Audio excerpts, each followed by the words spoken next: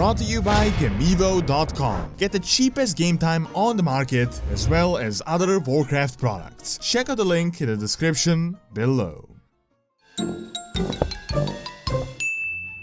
Hello guys, this is Doran's Movies, and today I'll be talking about the Burning Legion and how effective, or better yet, ineffective it was. Very briefly covering the lore, the army structure, and the past performance. So, without further ado, let's get into the lore.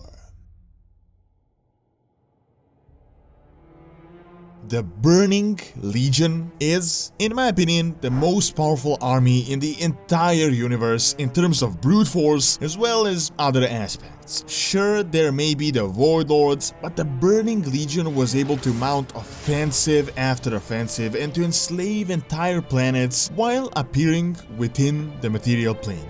The Legion was initially formed by the fallen titan Sargeras that sought to destroy all the world souls, the future titans, in order to prevent the Void from capturing them and taking over the cosmos by creating a dark titan. A crusade that ended up ultimately failing and creating more atrocities and problems than what they were originally fighting for. Nonetheless, at their peak, they were an impressive army, jaw-dropping in size, with countless races, bases, and destroyed worlds left behind. The demonic army seriously threatened Azeroth and significantly altered its history, although it was Azeroth that was ultimately their doom. If you look at it from this perspective, we've repelled almost every single Legion attack, making them very ineffective in that regard, but the reality was that every single victory was incredibly costly and devastating. The first Legion invasion was stopped, but it led to a massive shift in power within the native races, the destruction of the Well of Eternity, the fall of the incredibly powerful Night Elven Empire, and ultimately the Sundering that reshaped the entire planet and history.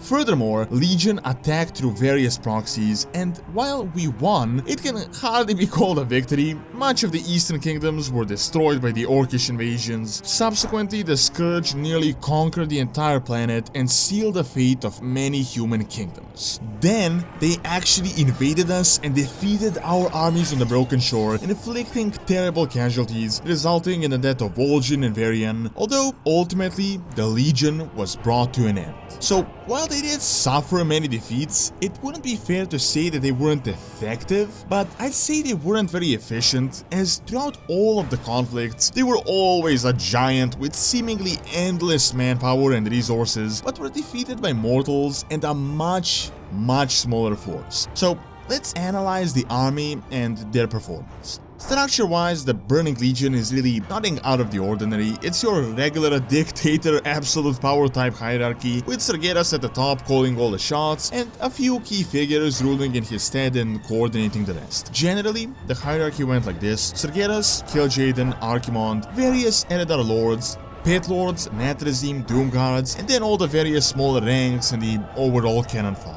However, what really made the Legion powerful was their secret services, their manipulation aspect. They had some of the most intelligent, if not the most intelligent races in the entire universe within their ranks, most notably the Eredar and the nathrezim. These guys were geniuses when it came to infiltrating enemy positions, creating inside conflict and destabilizing defenses. They did everything from killing leaders and taking over factions, such as the Scarlet Crusade, up to finding bitter individuals and then getting them to unite an entire race to lead an invasion, as was the case with Gul'dan. All of these were incredible successes with very minimal investment. Furthermore, they experimented with Undeath and planted a Lich King that, only with the help of a few dreadlords, took over an entire continent and half of another one, in the end having a massive expendable army within the planet. If that is not efficient, I really don't know what is. The fact that they later rebelled is a story for a different time. Now, don't let this covert operations part divert from the fact that they also had the other aspects, and that is just the sheer raw firepower. They possessed nearly endless sources of unstable and destructive magic, as well as countless armies of demons and enslaved races that were incredible warriors. Their basic foot soldiers, the Felguards, were quite a match for almost any average warrior in Azeroth, let alone monstrosities like the Pit Lords, the Doomguards, and their likes.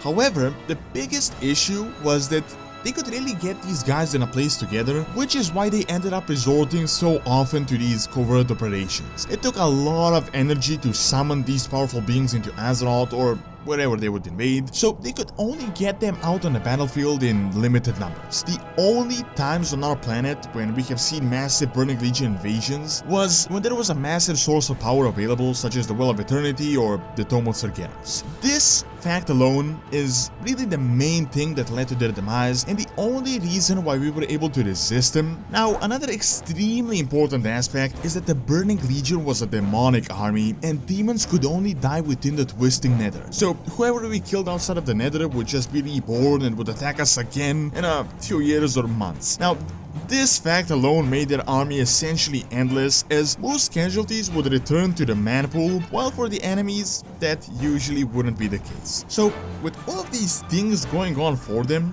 how was the Burning Legion defeated, especially by us, which are statistically ants when compared to them?